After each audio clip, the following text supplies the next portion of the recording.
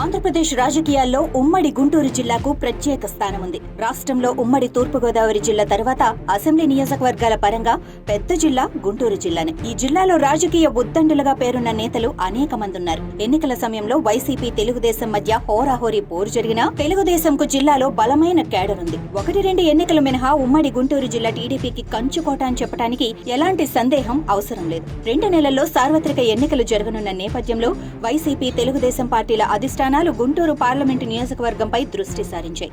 రాష్ట్రం విడిపోయిన తర్వాత జరిగిన 2 ఎన్నికల్లోనూ గుంటూరు నుంచి తెలుగుదేశం అభ్యర్థిగా గల్లా జయదేవ్ బరిలో నిలిచి విజయం సాధించారు. తాజా రాజకీయ పరిణామాల నేపథ్యంలో ఆయన రాజకీయాల నుంచి తప్పుకున్నారు. దీంతో గుంటూరు పార్లమెంటు నుంచి బలమైన అభ్యర్థిని బరిలోకి దింపడం ద్వారా హ్యాట్రిక్ విజయం సాధించాలని టీడీపీ అధిష్టానం భావిస్తోంది. ఈ క్రమంలో స్థానికంగా ప్రజల్లో మంచి పేరున్న వ్యక్తిని టీడీపీ అధినేత చంద్రబాబు ఎంపిక చేసినట్లు తెలిసింది. ఆయనే బుర్రెపాలెం వాస్తవ్యుడు doctor Pemmasani Chandrasekhar. Super star దివంగత కృష్ణ గ్రామమైన బుర్రెపాలెంకు చెందిన డాక్టర్ పెమ్మసాని చంద్రశేఖర్ కు ప్రజల్లో మంచి ఆదరణ ఉంది. నిజానికి ఆయన ఎన్ఆర్ఐ అయినప్పటికీ కొన్నేళ్లుగా స్థానికంగా ఉంటూ ప్రజాసేవలో నిమగ్నమయ్యారు. పార్టీ కార్యక్రమాల్లో పాల్గొంటున్నారు. ఈ దఫా ఎన్నికల్లో తెలుగుదేశం జనసేన పార్టీ అభ్యర్థిగా ఆయన గుంటూరు పార్లమెంటు నియోజకవర్గం నుంచి బరిలోకి దిగటం దాదాపుగా ఖాయమైంది. ఇప్పటికే నియోజకవర్గంలో పెమ్మసాని విస్తృతంగా పర్యటిస్తున్నారు. ప్రతి ఒక్కరిని కలుపుకొని పోయే వ్యక్తి పెమ్మసాని. దీంతో పార్లమెంటు నియోజకవర్గం పరిధిలోని టీడీపీ జనసేన పార్టీల్లోని కింది స్థాయి నుంచి జిల్లా స్థాయి నేతల వరకు పెమ్మసాని అంటే మంచి ఆదరణ చూపుతున్నారు. ఇటీవలే ఆయన జనసేన అధినేత పవన్ కళ్యాణ్ తో భేటీ అయ్యారు. ప్రజాసేవలో ఇద్దరి భావజాలం ఒక్కటే కావడంతో వీరి మధ్య సమావేశం సుదీర్ఘంగా సాగింది.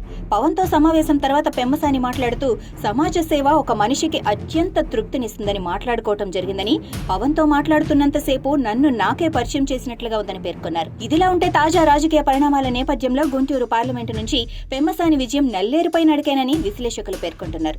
గుంటూరు పార్లమెంటు నియోజకవర్గం తెలుగుదేశానికి కంచుకోట కావటం, జనసేన కూడా తోడవటంతో పెమ్మసాని విజయం నల్లేరు మీద బండి నడికేనని అంటున్నారు. దీంతో వైసీపీ అభ్యర్థిగా బరిలోకి దిగేందుకు ఎవరూ ఆసక్తి చూపటం లేదు. ఈ క్రమంలో జగన్మోహన్ రెడ్డి ఏరి కోరి వైసీపీ ఇన్ఛార్జిగా ఉమ్మారెడ్డి వెంకటరమణను ప్రకటించారు. మాజీ కేంద్ర మంత్రి, ప్రస్తుత ఎమ్మెల్సీ ఉమ్మారెడ్డి వెంకటేశ్వర్లు కుమారుడే వెంకటరమణ. ఆయన ఇప్పటి వరకు నియోజకవర్గం వైపు చూడకపోవడంతో వైసీపీ శ్రేణుల్లో అయోమయం నెలకొంది.